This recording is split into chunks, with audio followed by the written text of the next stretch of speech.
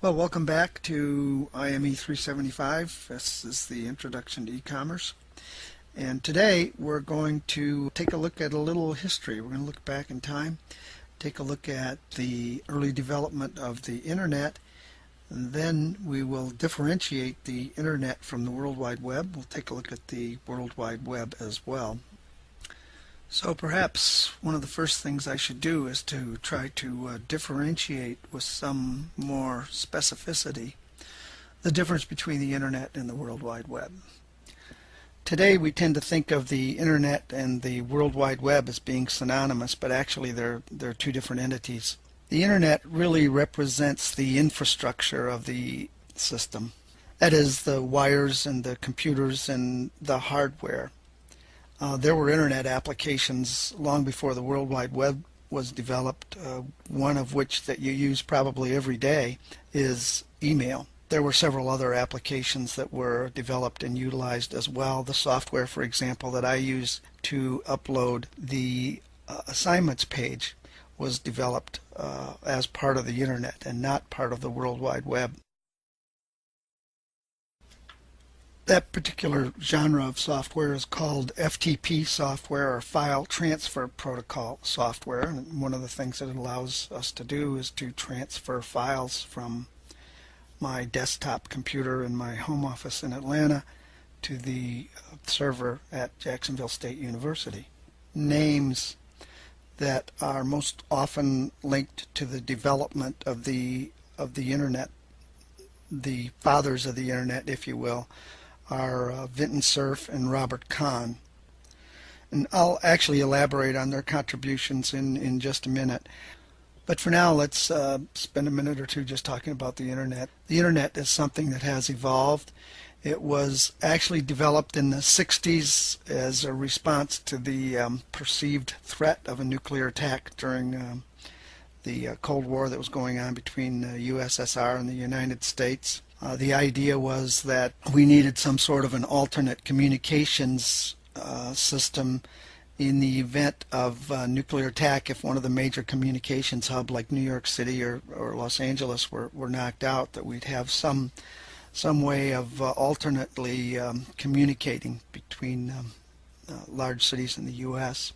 So the Internet was developed in the late 60s, and the contributions of Vinton Cerf and Robert Kahn were that they both, in the very early part of the development of the Internet, they both developed and devised what were called the TCP and the IP protocols. That's the transmission control protocols and the Internet protocol. And basically that's the linking structure of the Internet. And the way this transmission system works is analogous to a postcard. So the postcard has an address as well as content, and if the address is correct, the content will arrive at the intended destination. These Internet messages may be made up of several packets of information, each with its own address, and the packets may actually take different routes to the destination where they're reassembled and the final message is received. So we'll discuss more about Internet protocols a bit later when we learn more about the domain name system. But for now, it's just important to remember that the two people who are most responsible for the development of these Internet protocols are Vinton Cerf and Robert Kahn. And you can read a little bit more about them in the lecture notes that accompany this lecture. So just to review, the Internet was developed in the 60s, really was developed through the cooperation of industry, the military, and academe, and was developed in response to the perceived threat during the Cold War. It continued to grow, academic use continued to grow, and in fact by the year 1990, pretty much most of the use of the Internet was academic use. By that time, ARPANET had pulled out of the Internet, and so we saw the primary use of the Internet itself by academicians and universities, scientists, government to a lesser degree, particularly research facilities who were communicating back and forth. And as a matter of fact, it was the utilization of the internet by research facilities that led to the application that we now most commonly associate with the internet, and that's the World Wide Web. So in this session, we're going to discuss the history of the World Wide Web. And the World Wide Web was invented, and it was invented by Tim Berners-Lee. And it was invented while he was at a physics research institute in CERN, Switzerland. So while we could say that the internet was developed primarily in the United States, we cannot say that about the World Wide Web. It was developed in Switzerland by an Englishman whose name is Tim Berners-Lee. He also developed the hypertext markup language, which is kind of the lingua franca of the World Wide Web. In fact, I don't know if you've ever done this, but in most browsers you can actually, there's a way typically that you can view the source code of any given site that you're looking at. And if you have ever done that or used that facility to view the source code, you will see the hypertext markup language. So while it's true that there are many software programs that allow us to develop websites, and there are very few people who actually code in the hypertext markup language. Nevertheless, no matter how sophisticated the web development program is, it ultimately converts that code back to HTML, the hypertext markup language. And that probably means as well that the very first browser was invented by Tim Berners-Lee, and you'll see the very first website, which was the website that he had developed at CERN. Not long after the development of the web, it really was kind of the realm of academicians, scientists, and researchers. And among those researchers were some gentlemen at the University of Illinois, and they actually began to work on web browsers, and that led to the development of the first commercial browser, which was originally called the Mosaic browser, but later, when it became a very popular product, it was known as the Netscape browser.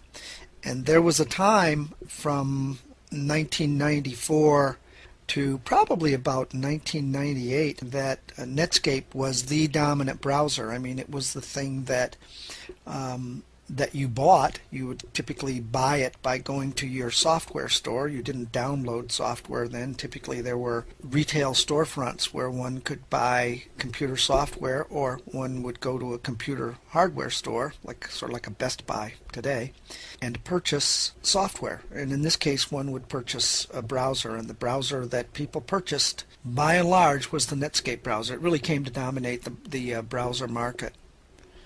And then something happened that caused Netscape not to become the dominant browser anymore. Internet Explorer became the dominant browser for a couple of reasons. It was a pretty good browser, and it came free with Windows. Now that has caused Windows some problems over the years, particularly in Europe, where there were several legal challenges to the practice that Microsoft used, which was bundling up the browser with the Windows system. That was a lesson that Bill Gates learned in an earlier encounter, and I'll discuss that a little bit later in a later session. But Internet Explorer was a good browser, and Microsoft bundled that browser up with Windows, and since you had to pay extra to get the Netscape browser, and because Internet Explorer was a pretty good browser, Netscape basically fell by the side, and so we typically don't see the Netscape browser, although I think you might still be able to find a Netscape browser and download a Netscape browser and use it. But actually, ironically, Firefox kind of came out of that same research that was done at the University of Illinois, what was originally called the Mozilla browser. Now, in the next segment, I'm going to discuss perhaps the most significant event in the history of the web, and that's the dot-com crash of 2000, 2001, and 2002, also known as the dot-com bubble. It's almost impossible to discuss e-commerce or e-business without some reference to the dot-com crash at some point in time. So we'll discuss that in the next section. The dot-com bubble or the dot-com crash is like the 800-pound gorilla that's in the room. Even today, in most of the discussions of e-commerce, and actually in many of the videos and articles that you'll be reading, you'll see that there's some reference to the dot-com crash or the dot-com bubble. It was a significant event, but there were some aspects of it that even today are not clearly understood, and we'll discuss some of the more subtle points of the dot-com crash. I think some things are not widely recognized regarding the crash. I'm going to read from a particularly succinct and perceptive article that was written by Natalie Catchpole regarding the dot-com bubble. I'm particularly going to draw your attention to the second paragraph, and that says, because of the unknown and innovative nature of online businesses, many standard business models were abandoned in the early 90s in favor of radical new models which focused on brand building and networking before profits were even considered. The idea was to consider market share whilst operating at a loss. The novelty value of these companies and the difficulty in valuing them properly led to an incredible exuberance with which stocks in the new dot-com companies were purchased. This in turn led to them being increasingly overvalued, perpetuating the enthusiasm for buying stocks. Okay, so let's just look a little bit more closely at some of the points that she's trying to make. She says many standard business models were abandoned in the early 90s in favor of radical new models which focused on brand building and networking before profits were even considered. You're going to see a video which gives a pretty good example of this. So the idea of getting a lot of eyeballs on your website was a strategy that was very common in the period during the dot-com boom, and actually is still very common today. Now, another statement that she made is this: the idea is to increase market share whilst operating at a loss. Probably the poster child for this was Amazon, who went for quite a while. I think Amazon started in like 1995. They were one of the very early e-commerce businesses, and they didn't turn a profit until 2002. And a great example of this would be Twitter. Twitter has yet to turn a profit. They certainly have increased their market share. So this was a new business strategy that was utilized during this dot-com boom, and in fact has become almost a hallmark of e-business, e-commerce, or indeed any business that takes place on the World Wide Web today. So that's going to take us to March 10th in the year 2000, and that was the apex of the dot-com boom. And after that point, there was a very loud, long, and precipitous crash. And you can see by the graphic that stock prices just fell off the table. Now, many of the companies went out of business during that time, but some researchers have looked at this, and actually it was not extraordinary. The fact that many of the e-commerce businesses failed in and of itself wasn't big news, and there's no evidence that there was really an extraordinary number of new businesses that failed. What really made this such an extraordinary event was the fact that the valuations of the businesses had just gone completely out of sight. I mean, they were crazy. A lot of these companies had market caps that were greater than some of the very strong companies of the day. General Electric and companies such as that were seeing their market caps surpassed by e-business sites that may have been in business for less than 2 years. By the way, a market cap is essentially the value of all the shares of stocks that a company has outstanding at a given moment. And you can see that several of the companies on that date, shares began to drop, and they dropped going forward. And in fact, many of the large companies have never really gotten back to the valuations from that peak of the boom in March 2000. But what is probably less frequently acknowledged is the fact that e-commerce never stopped growing and e-business never stopped growing, despite the fact that the valuation of e-commerce companies, or at least many of the e-commerce companies, well, most of the e-commerce companies, dropped precipitously. E-commerce continued to grow every year and has continued to grow every year.